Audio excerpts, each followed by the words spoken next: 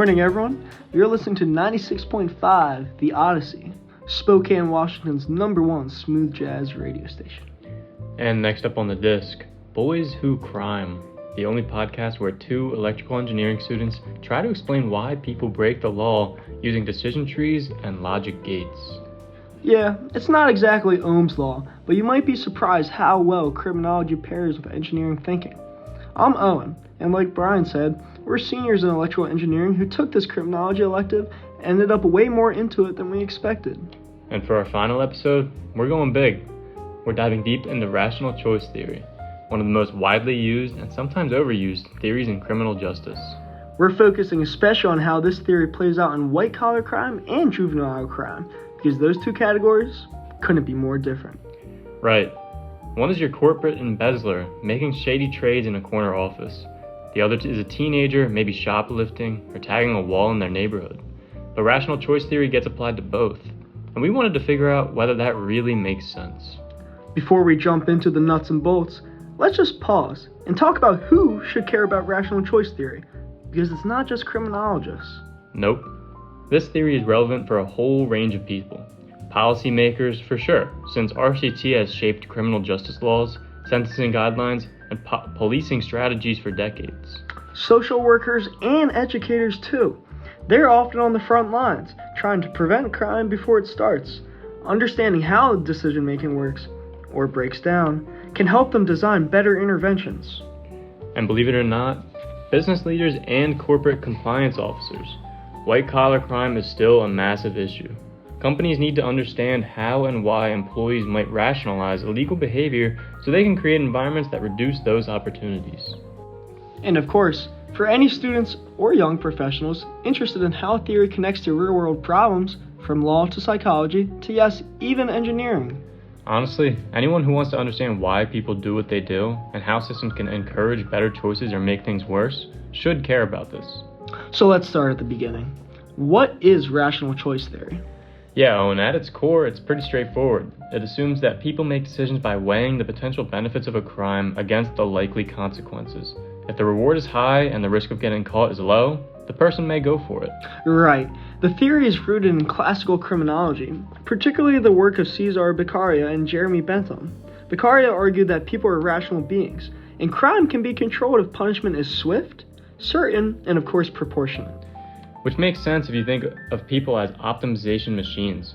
Maximize pleasure, minimize pain. It's like running a quick calculation in your head. Do the benefits of this crime outweigh the possible punishment? Now that math metaphor is perfect, which is probably why two engineers found this theory so appealing. But of course, people aren't spreadsheets. Sometimes the math's wrong, don't I know it? Sometimes there is no math. And that's what makes applying this theory interesting, and sometimes frustrating, in real life. Especially when it comes to criminal justice policy. A lot of laws are built on this idea that harsher punishments will deter crime, but the research doesn't always support that. Nope. In fact, most studies show that the certainty of punishment is more effective than severity. If people believe they'll definitely get caught, they're more likely to think twice. But if they think they'll get away with it, even if the punishment is harsh, they'll often take that risk. That brings us to white-collar crime.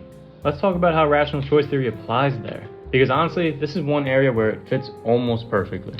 So, white-collar crime is a term for non-violent crimes committed for financial gain, usually by people in position of trust, like accountants, bankers, and CEOs. Stuff like securities fraud, embezzlement, and insider trading apply. And unlike street crime, white-collar crime is often premeditated. It involves planning, strategizing, sometimes even legal consultation to figure out how far you can go without technically crossing a line. So it is easy to see how rational choice applies. These aren't impulsive decisions. They're calculated. You assess the risk of getting caught, which historically has been pretty low, and the reward, which can be very massive. And there's academic support for this, Owen. A study by Paternoster and Simpson in the Journal of Research in Crime and Delinquency tested rational choice theory on corporate crime. They found that people in these roles often go through explicit mental cost-benefit analyses before offending. Which makes sense when you look at real-world cases, like the Enron scandal or Bernie Maddoff's Ponzi scheme. These were not random crimes. They were deliberate, and they went on for years because the perpetrators believed the rewards outweighed the risk, or that the system wouldn't catch them.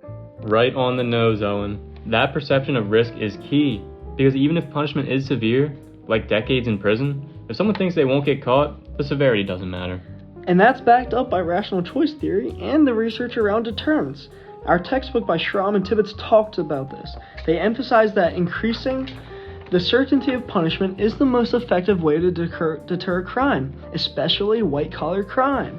And there's also the fraud triangle, which helps explain why people in corporate settings commit crimes. It breaks it down into 3 elements: pressure, opportunity, and rationalization. So pressure could be anything: financial stress, job demands, desire to hit targets. Opportunity is weak oversight, lack of controls. And rationalization is the internal monologue: oh, I'm just borrowing, I deserve this, or everyone else is doing it. Yeah, and I mean, we found this article in the Financial Times called Why Do Rich People Steal? And it covers this triangle really well.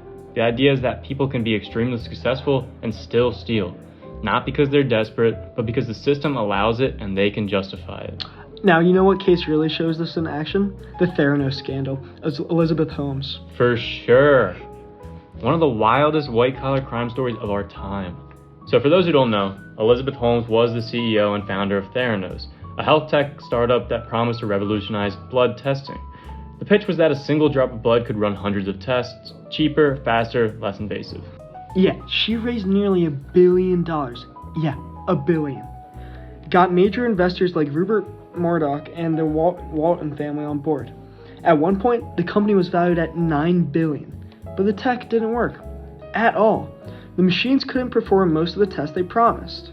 And instead of pulling back or being transparent, Holmes and her team doubled down. They manipulated demos, misled investors, faked results, and even sent real patient samples to traditional labs while pretending they'd use their own tech. And that's where rational choice theory fits. If you think about Holmes' decisions through that lens, you can imagine that internal calculation. If we admit the tech doesn't work, we lose everything. But if we keep the lie going, maybe we buy time to fix it, and maybe no one finds out. Great analysis, Owen. And she had powerful incentives to keep going: fame, fortune, public admiration, and the pressure of being the next Steve Jobs. Combine that with opportunity, investors who didn't demand rigorous data, weak regulatory oversight, and you've got the fraud triangle in full effect. Now, what's particularly chilling is that this wasn't victimless. Real patients were given inaccurate test results. Some were told they were pregnant when they weren't. Others were told they had cancer or HIV when they didn't. Or worse, that they didn't when they did. Just think of the emotional impact that has. Yeah, it's a perfect example of how rational choice theory can help explain white-collar crime.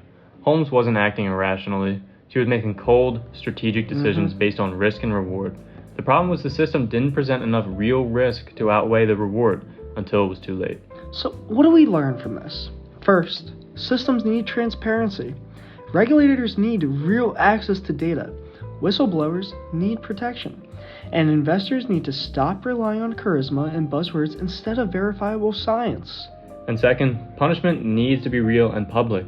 Holmes was eventually convicted on several counts of fraud and sentenced to over 11 years in prison. That's important because it changes the calculation for the next potential fraudster. Right. Now, rational choice theory doesn't just explain what went wrong, it also shows us how to prevent future damage. Increase the certainty and visibility of consequences, especially when billions and people's health are on the line. Alright, Owen, let's flip the script. Let's talk about juvenile crime. Totally different world. Here, rational choice theory starts to fall apart a bit. Juveniles don't make decisions the same way adults do. Their brains are still developing, especially the prefrontal cortex, which handles things like impulse control and long-term planning. Right on. According to the National Institute of Mental Health, the prefrontal cortex isn't fully mature until around the age of 25. So expecting a 14-year-old to run a complex risk-reward calculation like a CEO is just not realistic. Yeah, there's another study we read from the International Journal of Offender Therapy and Comparative Criminology that applied rational choice theory to juvenile offenders in China. The researchers found that while some juveniles consider risks, many decisions are driven by emotion, peer pressure, or environment. So, in those cases, rational choice theory kind of crumbles. You can't deter someone with logic if they're not thinking logically. And that's where policy gets really complicated. There you go. Take programs like Scared Straight. The whole idea was to terrify kids out of criminal behavior by showing them prison life. but the evaluations showed it actually made things worse in many cases. Kids who went through the program were more likely to offend. Probably because it didn't change their situation. It just dumped fear on top of a life already full of instability. Rational choice assumes that people have viable alternatives, but a lot of juveniles don't see another path. Yep, there you go. If you grow up in a high crime area with few resources and few role models, breaking the law might not seem like an irrational choice. It might feel like the only way to earn money, gain respect, or even assert control.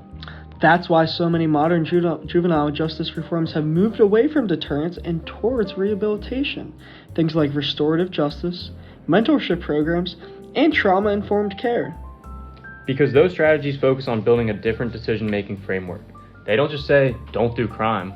They help young people see other options, build connections, and develop impulse control. Now, there's also cognitive behavioral therapy, or CBT, which helps juveniles learn how to recognize harmful thought patterns and replace them with better strategies. That can improve decision making, which does get us closer to rational choice territory, but only after development and support. So, we're not throwing rational choice theory out the window for juveniles, but we are saying it can't be the starting point. You have to build the capacity for rational decision making first. Absolutely. To really show what we're talking about and how it just wouldn't apply, let's look at a real-world example where rational choice theory totally falls apart. The case of the Central Park Five. Yeah, I love this one. One of the most high-profile wrongful convictions in modern American history. Back in 1989, a woman was brutally assaulted while jogging in Central Park. Terrible. The city was already on edge about crime, and police quickly arrested 5 teenage boys, 4 black, 1 Latino, all between 14 and 16. They were questioned for hours, without lawyers, and most without their parents present. Eventually they gave confessions, but those confessions were wildly inconsistent with each other and with the crime itself. And get this, years later, DNA evidence confirmed that what many had suspected. Those kids were innocent. Another man, Matias Reyes, confessed to the attack, and his DNA matched. The original 5 had spent years in prison, some over a decade, for a crime they didn't even commit. Now, let's take it back a step. Let's think about that through the lens of rational choice theory. RCT assumes people weigh costs and benefits, then make a calculated decision. But these kids weren't making any such calculation. They were overwhelmed, isolated, confused, and coerced. Exactly. They confessed because they were scared, exhausted, and desperate to go home. Detectives said things like, just tell us what we want to hear and you can leave. So they did. That's not a rational choice. That's psychological survival. You have to consider the social context. These kids came from neighborhoods that were heavily policed, under-resourced, and already mistrustful of authority. The system didn't treat them like kids. It treated them like threats. Which is why it's so dangerous to apply a rational choice theory blindly, especially to juveniles. You can't assume every kid accused of a crime made a logical, well-informed decision. That assumption can justify unjust policies and lead to catastrophic outcomes. Now, what the Central Park 5 case shows us is that the justice system sometimes projects rationality onto irrational or coercive situations. It expects logical decisions from people who were never given a fair or informed choice in the first place. So the takeaway here? We can't just design juvenile justice policies around deterrence or assume rational choice applies. We have to recognize how age, environment, race, trauma, and power dynamics strip away the ability to make a rational decision in the first place. Now, hey, if we're serious about justice, and I mean real justice, then we need to build systems that don't just punish bad decisions, but also protects people when they never had a real good chance to make good decisions. But now let's talk about policy implications, because this is where the theory actually shapes real lives. Yeah, in the US, we've historically learned hard into deterrence-based models, especially during the tough-on-crime era of the 1980s and 90s. A lot of those policies didn't produce the results we expected. And now that's because they focused almost entirely on severity. 3-strike laws, mandatory minimums, all based on the idea that if we just make the punishment harsh enough, people will stop offending. But again, rational choice theory and the research behind it tells us that certainty is far more effective than severity. Yet certainty takes resources, investigators, prosecutors, good data, it's more expensive than just writing a longer prison sentence. For white-collar crime, that means investing in regulatory agencies, making sure they have the tools to audit, investigate, and prosecute efficiently. And for juvenile crime, it means funding schools, counselors, after-school programs, systems that help kids feel like they have real choices. If you want rational actors, build rational environments. Well, we also need to recognize that rational choice theory can't explain everything. It's a useful tool, yeah, but not a universal law. People are irrational. Environments shape behavior. Trauma changes brain chemistry. And that's really important. The best policies blend rational choice theory with other frameworks, like strain theory, which focuses on social pressure, or biosocial theories, which combine biology and environment. Okay, rapid fire. Let's summarize what we learned. White-collar crime, rational choice theory is solid. People calculate risk. To reduce crime, increase certainty of punishment.